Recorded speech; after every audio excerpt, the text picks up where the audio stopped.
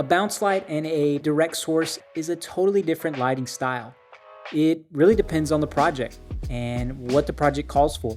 If the project calls for a nice, bright, sunny day, then maybe the direct source is the way to go. If the project calls for a really soft look, then definitely the bounce light is the option. Now, obviously, with anything, there's a give and take with either option, and I wouldn't say a bounce light and a direct source is right or wrong. It's really about the situation and being aware of the specific look that you're going for. Utilizing one or the other in the wrong scenario can definitely turn your shot from looking realistic to fake and artificial. So in this video, I'm gonna run you through a couple of pros and cons to each option and when it's best to use direct source or a bounce light. Let's jump into it. What's up, guys, and welcome to the ZooLab channel. Appreciate you guys tuning in and continually supporting our channel. If you haven't subscribed yet, please jump in there and subscribe to the channel. Drop a comment down below. By the way, go Mavs. It's playoff season, and if you guys didn't notice the shirt. Anyways, in today's video, we're gonna be looking at the differences between bounce light and direct source light. Like I mentioned in the intro, both options are very dependent on the project and what it calls for. I'm gonna run you guys through a few scenarios that we shot here right in this room, and also some real world scenarios where we've used these types of lighting styles on set for client projects. So let's go ahead and dissect each one of these lighting styles, and let's go ahead and take a look first at the bounced light. And bouncing your light basically just means pointing your light in the opposite direction of your subject or your scene and allowing it to reflect off of whatever type of bounce material that you choose, whether it's a white ultra bounce, basically just a white sheet or a white material, or you could use a silver material, you could use a gold material, literally any color that you wish to allow back into your shot. The bounce light is always going to give off a softer and much more flattering look to facial features in comparison to a direct source light. And most of the time, projects are going to call for that type of lighting style. 90% of our interviews for client projects, we use a bounced lighting style. And most of the time that looks like a book light, where we bounce a light into a white ultra bounce or some sort of white material and allow it to come back through some sort of diffusion for our subject's face, allowing for a really flattering, soft look. The bounce light can also be used to fill up a whole room. Take this shot, for example. It's getting a little bit darker outside. You guys know, some of you old heads out there, you guys peep the big sunlight back there. That's not real. That's fake. That's a 600D outside my window, and it's about 7 o'clock. My watch is actually dead.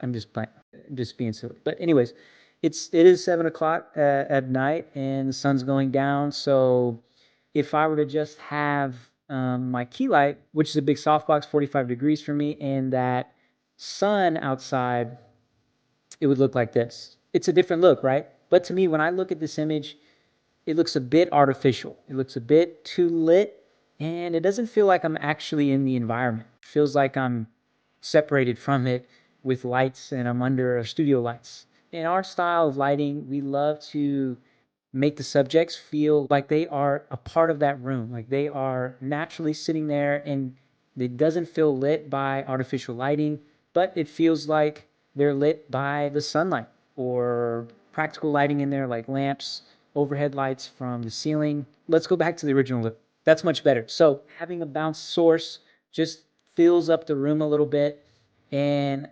allows you to also counterbalance windows. If you're shooting into windows and trying to expose for those windows, a bounce source into the ceiling is always a great option to bring up the ambience in the room and kind of match it to the outdoor exposure. And take, for example, if you are shooting an interview and you want to get a softer look, bouncing your light is always going to be a smaller and more efficient way to get softer light. A lot of times you don't have a bunch of room on set, and you really don't have a ton of distance to separate your light from the diffusion that you're using if you're doing some sort of direct key light.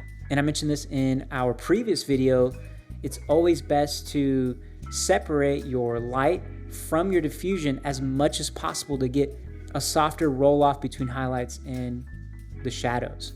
But a lot of times we just don't have that kind of space. We don't have that kind of distance to take your light 20 feet away from your diffusion, throw barn doors on it so it's perfectly hitting that diffusion so there's no spill. It's just a lot of work. Bouncing your light into a reflector board, or you can literally use a 501 reflector if you don't have a bunch of fancy V-flats or ultra bounces, but essentially bouncing your light is going to give you much softer and more flattering results on your subject's face while still allowing a pretty small footprint in your set.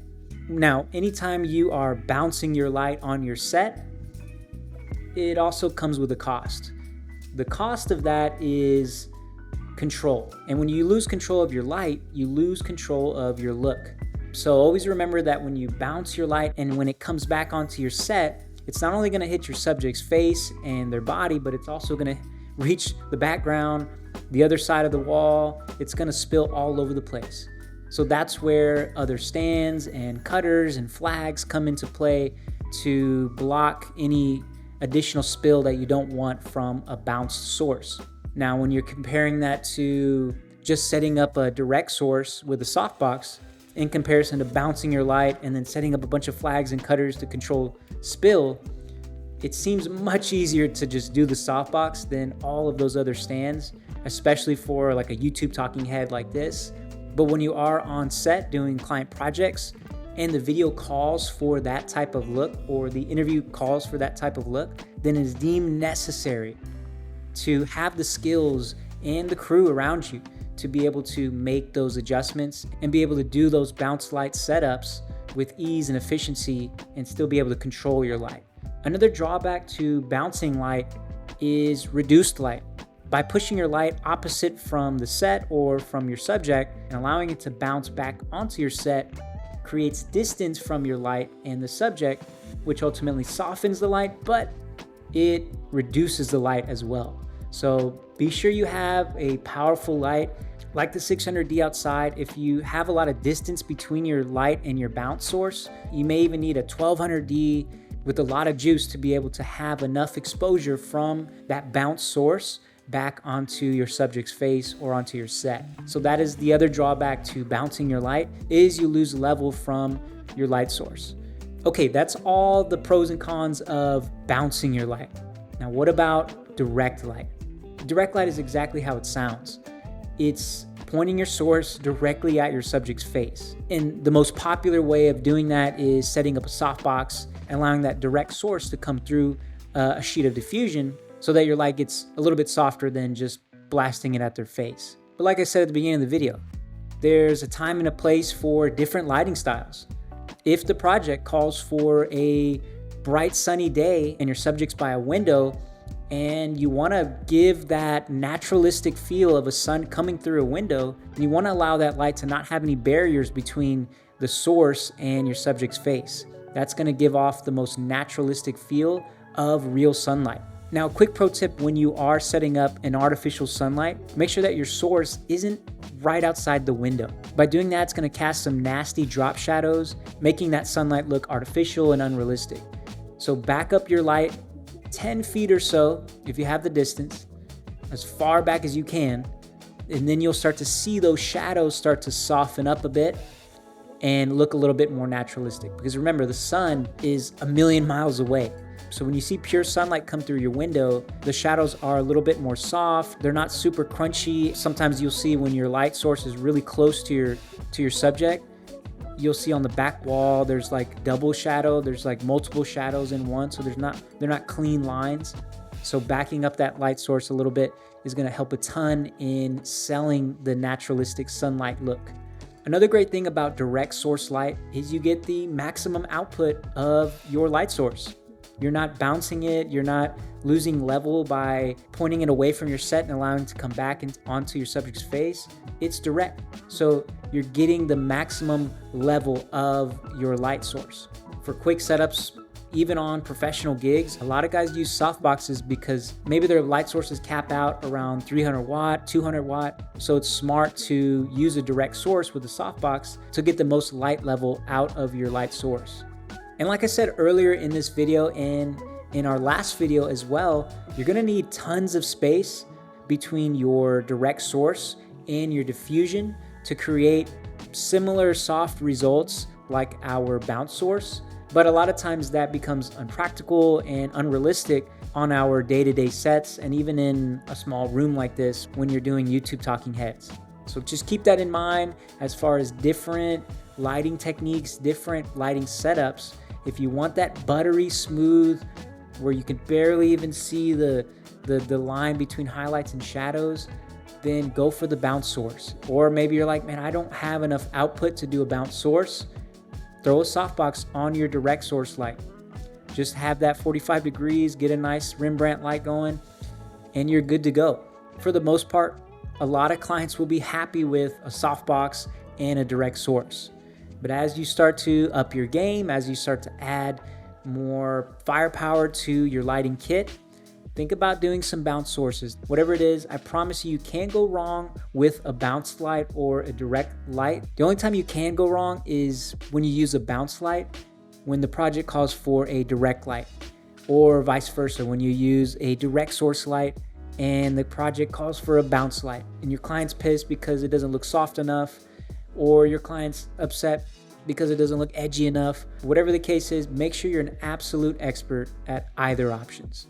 So running through these two lighting styles in this exact room, we got different results. And I really want to leave it up to you guys to decide which one you like the best. Option one, that 600D outside is blasting through the windows, making it look like a bright sunny day outside. I just really dig the edginess and the hard shadows when you come up close, and also the details that it creates on the back wall, and just naturally creating texture all around the room. And then when we cut to our bounce light, I had to double up here. I had to use one of my older Godox 200 watt lights. So we essentially had 800 watts of power blasting through a white beatboard that I had on a Quaker clamp that was connected to a C-stand. And when we first initially set that up, we definitely didn't have enough firepower, as you can see here when I turn off some of our internal lights. So what we had to do, and what was consistent throughout all of these looks, was a Amaran F22 over the top with an umbrella softbox and a skirt to control the spill. So that was consistent throughout both looks, so that we can kind of extend the lights that are outside overhead and kind of fill in some of the shadows, and to allow for both looks to be consistent and equal in exposure. So what we did to kind of bring up the levels inside, like we're doing for this talking head right now, is I grabbed one of my other Godox SL200s and I essentially just blasted that into the wall. Now what I wanted to do is control some of the spills. So we threw on these really crappy barn doors that I've had for years, but I found them in the kit. Sometimes when I'm just setting up scenes around the house, I promise you, I don't use this stuff on set, but I keep it here just in case, and they actually come in handy. And there's some things I got here that I wouldn't take out in the real world because I know they'd fall apart. No big deal. They come in handy here. No one's looking. No one cares. As long as the image looks good, that's all that matters, right? So we got barn doors on that light so that we can control the spill, and that's blasting into the ceiling, raising up the inside ambience so that we can kind of match what's going on outside. Here's side by side and how it looks compared to the direct source. Again, you guys can have your own opinions. If you're like, man, I love the bounce source, it's not the wrong option. I think it kind of gives a different vibe.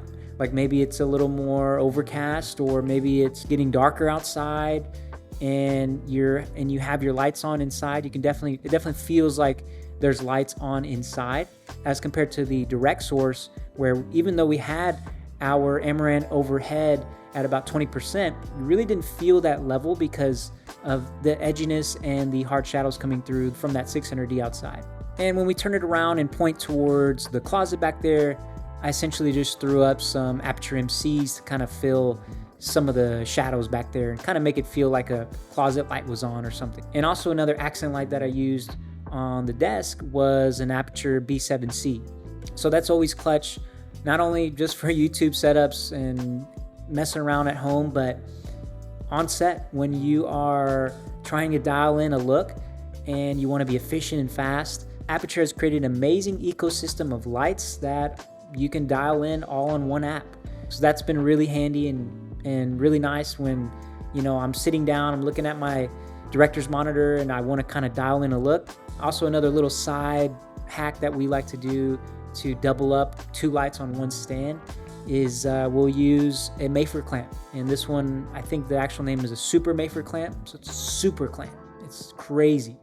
Anyways, it's really strong. And I mean, in this shot, I set up the 600D with the Fresnel, which can get pretty heavy. And I set that on the Mayfer clamp and it was rock solid. It wasn't moving. So that's a great tool, especially for that scenario, because with the Fresnel on a regular C-stand, the light can get pretty high. And so it might be a little close to the bounce or even like too close where it's touching it.